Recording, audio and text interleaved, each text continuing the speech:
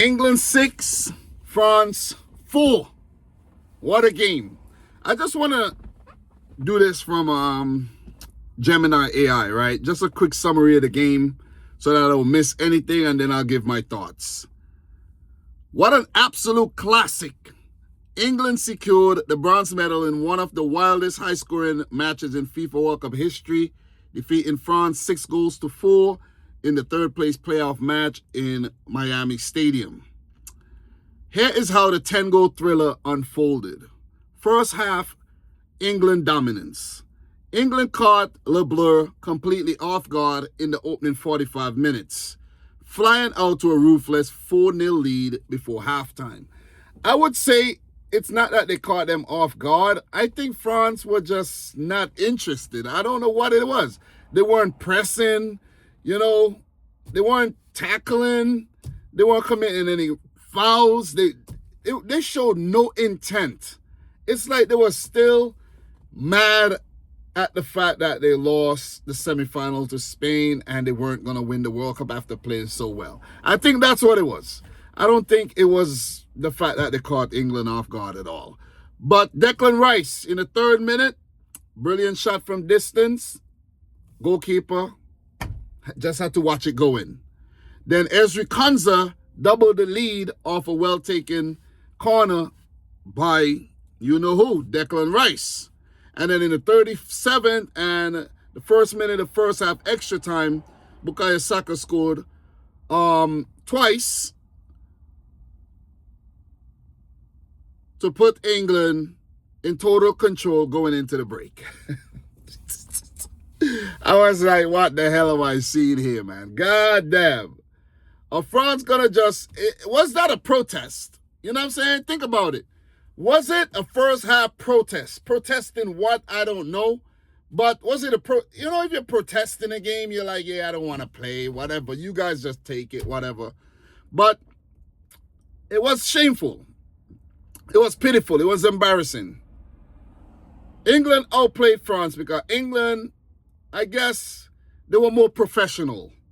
And France, they basically were playing like sour losers. Like, they didn't want to, they were like, yeah, we didn't want to play this game anyways, whatever, man. You guys, whatever, And once England were turning up the heat, pressing the gas, France was like, whoa, like, okay, whoa, this is not good.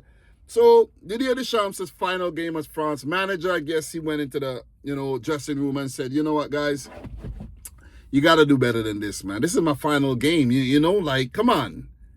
I could pull a few strings and some of y'all never, ever play for the French team again. Whoa, word? And they're like, okay, yeah. So just to save face, they came back in the second half and they were a total different team. It was like night and day compared to the first half. So the French resurgence, Didier Deschamps rang the changes at halftime, introducing Bradley Barcola and Ousmane Dembele.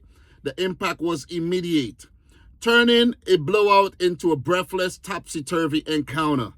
Also, Upamecano did come on, and he actually helped because, he turned up the intensity. And in terms of France defending where they weren't actually defending before, so well done by Deschamps. And for the players that came off the bench, I got to give a lot of credit to them because they came on and showed a lot of intent. So Mbappe in the 48th minute sparked hope for France right after the restart. And in the 54th minute, substitute Bradley Barcola made it 4-2. And Mbappe struck again to bring France within a single goal, sending shockwaves through the English backline. So the thing is, France could have actually equalized. France had England against the ropes, had England reeling. It was like a complete switcheroo of the first half. It's like the game had just mirrored the first half, but with France being the team that were more dominant. Michael Olise, man, I don't know what happened to him at this World Cup, man. It's like he left his shooting boots at home. I know he broke the records and, he picked up a lot of assists. He even picked up another one. Mbappe becoming the highest World Cup goal scorer ever, passing Messi, and the highest goal scorer at the current World Cup. He might just go on to win the Golden Boot if Messi don't turn up tomorrow against Spain, which is going to be difficult because Spain have only conceded 8 shots on target, I think, all World Cup. So that's going to be hard to pass Mbappe. But it was a very entertaining match. I think Olise should have at least scored a goal. Should have at least scored a goal. But there's more, guys. There's more. A grandstand finish. With France pushing numbers forward and missed chances flying at both ends, the final minutes developed into beautiful chaos. 87th minute, England won a crucial penalty where Bukayo Saka stepped up with ice in his veins to complete his World Cup hat-trick, making it 5-3.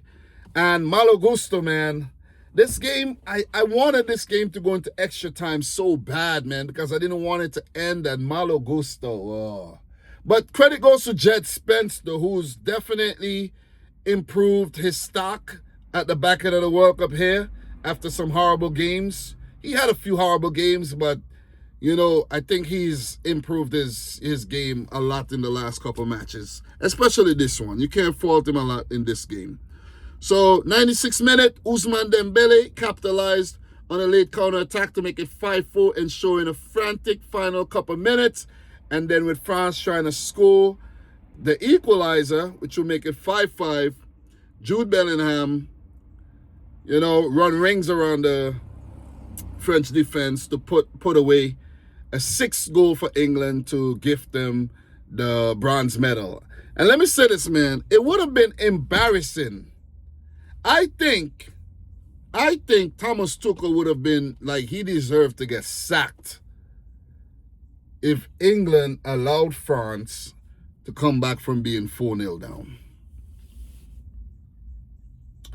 Definitely.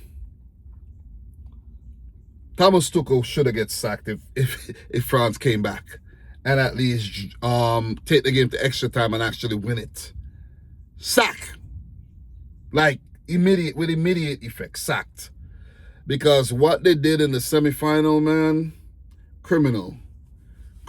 England should have never lost that semifinal game. Never lost that game. They give Argentina way too much space, give Messi too much space, Enzo Fernandez, and then you come in the bronze, the third place playoff match and go 4-0 up and allow France to come back. Yeah. But it was a very entertaining game, to say the least. I was like, whoa, is this scripted or something? Was it scripted so that, England could score 4 in the first half, France 4 in the second half, and give us just an entertaining match, like a big setup for the World Cup final? But nah, third place matches are always like this. Both teams made 7 changes. Some players getting, some valuable minutes. And I actually found out something today about Ivan Toney. I found out that Ivan Toney, his dad is actually from my country, St. Vincent and the Grenadines. And it reminded me that I actually had a classmate back in St. Vincent with the same last name, Tony. So, yeah, my wife's calling me. Let me hear what she's saying. Yeah, hello? What's up? I'm going to call you back. I'm here. I'm going to call you back. Okay. I don't know what that was about, but but yeah. I found out that his dad is from St. Vincent and his mom is from Jamaica. So that was quite interesting. And another player I also found out a long time before has Vincentian heritage is Jesse Lingard. So yeah. But Ivan Toney had a terrible game today. Just putting it out there. But it was a great match, man. It's it's a difficult match to analyze, like all the events that happened in the game because there were so many of them. And with that being said, let me let you guys know in terms of the stats here. I'm pretty sure it was probably like 30 something shots all game. That was crazy.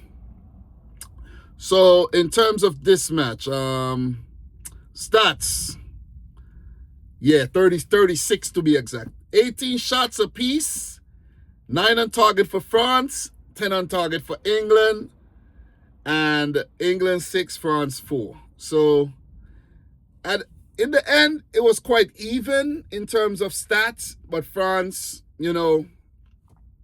only could pull back 4. England scored.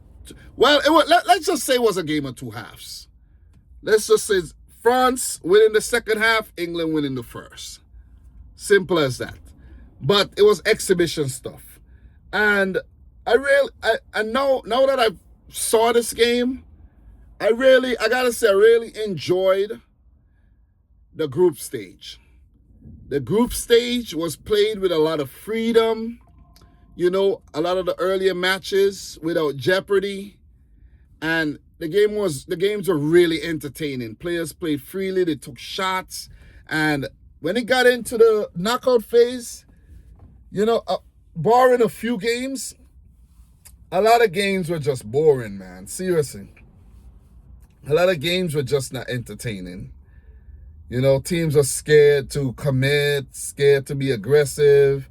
They just sat back and, played very passively. So I did enjoy this game. You know what I'm saying? Yeah.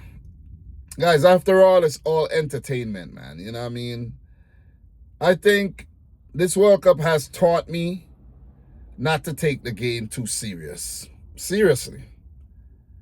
It has taught me not to take this game too serious because we've seen some things where it's like it's laughable in terms of decisions, in terms of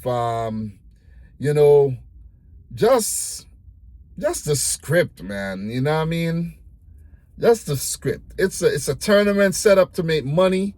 A lot of money is being put into the tournament, and FIFA wants to make money as well. So yeah, pretty much, The way I look at the World Cup is just totally different after the 2026 World Cup. I was never like this, but the 2026 World Cup have definitely opened up my eyes.